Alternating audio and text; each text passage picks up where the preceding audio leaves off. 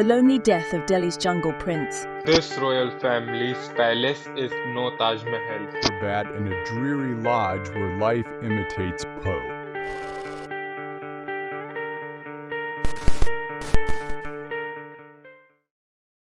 दिल्ली के चाणक्यपुरी एरिया के जंगलों के सेंटर में सिचुएटेड मलचा महल के बारे में ऐसा क्या है कि उसके बारे में न्यूयॉर्क टाइम्स, एलए टाइम्स और बीबीसी जैसे बड़े बड़े फॉरेन न्यूज़पेपर्स में उसके बड़े बड़े आर्टिकल्स प्रिंट हो रहे हैं।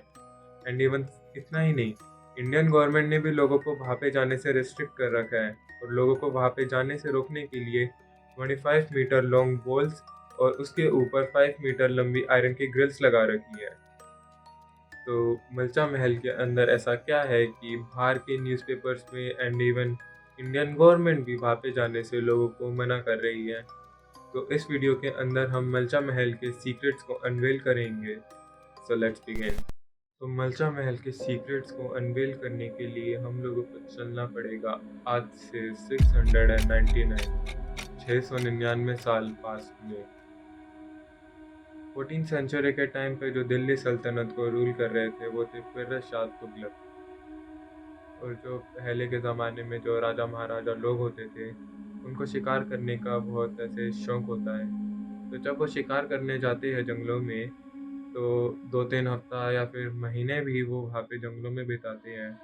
तो फिरोज शाह तुगलक ने चाणक्यपुरी के जंगलों के अंदर मलचा महल बनवाया ताकि शिकार के टाइम पे वो वहाँ पे रेस्ट कर सके। और उनके बाद भी बहुत सारे ऐसे रॉयल लोग आए जो वहाँ पे रेस्ट करते थे। तो ऐसा क्या हुआ कि गवर्नमेंट ने वहाँ पे लोगों को जाने से रोकने के लिए इतनी बड़ी वॉल्स खड़ी कर दी एंड इवन फॉरेन की न्यूज़पेपर में भी उसके आर्टिकल्स छप रहे हैं। क्योंकि अगर अपने उसकी हिस्ट्री में देखें तब तो हमें कुछ ऐसा जानने को नहीं मिला। एंड इवन इस टाइप की जगह तो होटल्स वगैरह में कन्वर्ट हो जाती है या फिर कोई विजिटिंग प्लेस में कन्वर्ट हो जाती है। तो मलचा महल के अंदर ऐसा क्या खास था कि ये सिर्फ एक खंडर बन के रह चुका है। तो इस चीज़ को जानने से पहले मेरे पास कुछ मलचा महल से रिलेटेड स्टोरीज है जो वहाँ के लोकल्स ने एक्सपीरियंस किया है। ये स्टोरी है एक 17 साल के बच्चे की जो कि चाणक्यपुरी एरिया में पैदा और बड़ा हुआ। रोहित बचपन से ही उसने मलचा महल के बारे में बेड नाइट स्टोरीज में बहुत बार सुना था। और जैसे जैसे वो बड़ा हुआ उसके पेरेंट्स ने उसे मलचा महल के आसपास जाने से भी मना किया था। और ये सब बार बार सुनने की वजह से उसको एक क्यूरियोसिटी हुई कि ऐसा क्या है वहाँ पे। तो उसने एक दिन अपने दोस्तों के साथ मिलकर प्लान किया उधर जाने का।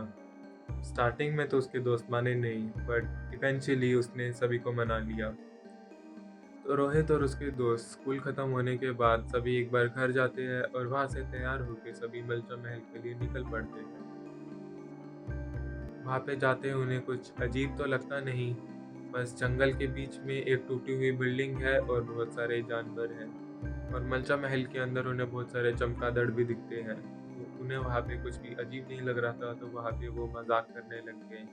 और वो पूरा एरिया देखते देखते उन्हें थोड़ा लेट हो गया तो थोड़ा अंधेरा सा होने लगा था। तो उन्होंने डिसाइड किया कि चलो अब घर चलते हैं क्योंकि कुछ अजीब तो उन्हें दिखा नहीं। तो जब वो मलचा महल से बाहर निकल रहे थे उन्हें उनके पीछे से एक औरत की आवाज़ आती है। सभी पीछे मुड़ के देखते हैं पर उन्हें पीछे कुछ भी नहीं दिखाई देता। तो ये चीज़ उन सबको थोड़ा सा डरा देती है क्योंकि सभी को वो आवाज़ सुनाई देती है। तो वो थोड़ा जल्दी वहाँ से निकलने की कोशिश करते हैं। और जैसे ही वो मलचा महल से बाहर निकलते हैं तो बाहर एक बड़ा सारा गेट होता है और गेट में उनको बहुत दूर से एक औरत का फिगर दिखता है जो कि बहुत क्लियरली उन्हें दिख रहा होता है। बट उसमें एक वियर्ड चीज़ ये होती है कि वो फिगर भले ही उनको क्लियर दिख रहा हो लेकिन जो उसका फेस था वो उनको दिख नहीं रहा था। तो उनके पास बाहर जाने का कोई और ऑप्शन था ही नहीं क्योंकि सिर्फ वो गेट था। तो वो गेट की तरफ बढ़ते हैं और जैसे जैसे वो गेट की तरफ बढ़ते हैं वो फिगर गायब हो जाता है जो कि उन्हें बहुत डरा देता है एक टाइम पे। बट जब वो उस जंगल से दूर चले जाते हैं तो उनका डर धीरे धीरे ख़त्म होने लगता है। तो वो वापस जाते हुए मलचा महल के बारे में मजाक बनाने लग जाते हैं कि हाँ माना कि लास्ट में 1-2 चीज़ें हमारे साथ डरावनी हो गई बट इसका मतलब ये नहीं है कि वहाँ पे कुछ स्केरी था क्योंकि हम इतना टाइम वहाँ पे रुके हमें तो कुछ दिखा नहीं। उस दिन तो उनके साथ कुछ हुआ नहीं, लेकिन अगले दिन से ही उनकी तबीयत खराब हो गई। रीज़न कुछ भी पता नहीं था, डॉक्टर्स कुछ बता नहीं पा रहे थे। उनको बहुत ज़्यादा फ़ीवर हो रहा था और गले के अंदर उनको बहुत ज़्यादा दर्द हो रहा था, जैसे गले के अंदर से उनका फट के बाहर आ जाएगा। तो रोहित और उसके दोस्तों ने डिसाइड किया कि वो अपने पेरेंट्स को बता देंगे कि वो मलचा महल के अंदर गए थे। स्टार्टिंग में तो उन सभी को अपने पेरेंट्स से खूब डांट पड़ी, लेकिन बाद में उनके पेरेंट्स ने पंडित से बात करके उनके लिए एक पूजा रखवाई गई। पूजा के बाद धीरे धीरे उनकी तबीयत ठीक होने लगी और उन्होंने उसके बाद डिसाइड किया कि वो कभी भी मलचा महल के अंदर नहीं जाएंगे। और ये तो हुई सिर्फ एक जने की कहानी, और ना जाने वहाँ पे कितने लोग हैं जिन्होंने मलचा महल के आसपास कुछ एक्सपीरियंस किया है। तो अब हम ये जान लेते हैं कि मलचा महल के अंदर ऐसा क्या हुआ कि वो एक रॉयल रेस्टिंग प्लेस से एक हॉन्टेड प्लेस बन चुकी है। बेगम विलायत महल, जो कि नवाब वाजिद अली शाह की ग्रेट ग्रैंड डॉटर थी, वो एक रॉयल फैमिली को बिलोंग करती थी, बट उसकी फॉर्च्यून धीरे धीरे कम होने लगी थी और ब्रिटिश कॉलोनियल अथॉरिटीज़ के साथ उसके कुछ विवाद होने लगे। तो ब्रिटिशर्स ने उसे अपने शहर अवध से बाहर निकाल दिया था। तो बेगम अपने 2 बच्चों, 15 खूंखार कुत्तों और 7 नौकरों के साथ नई दिल्ली के रेलवे स्टेशन के वीआईपी लॉन्च में 8 साल तक रुकी।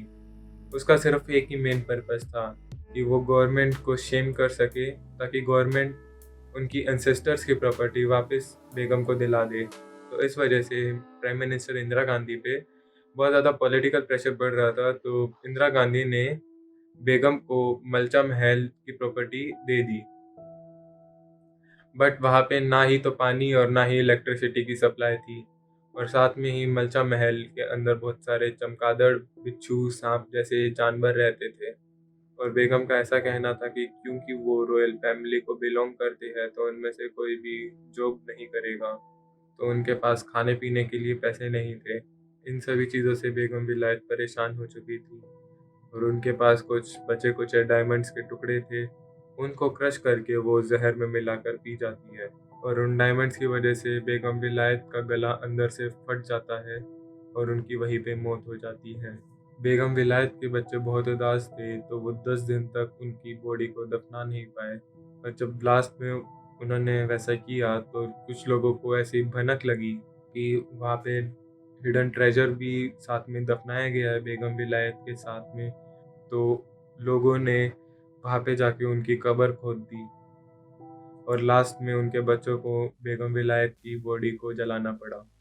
एंड इसी के साथ बेगम विलायत महल और मलचा महल की कहानी ख़त्म होती है।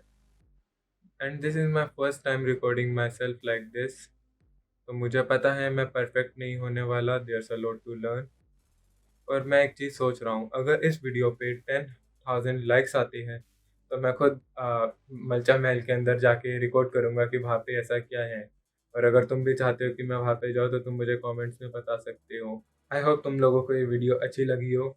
मैंने इस वीडियो के अंदर बहुत ज़्यादा रिसर्च करी है, तो show some support by subscribing and liking. And next video बहुत जल्द आने वाली है, तब तक के लिए goodbye and stay safe.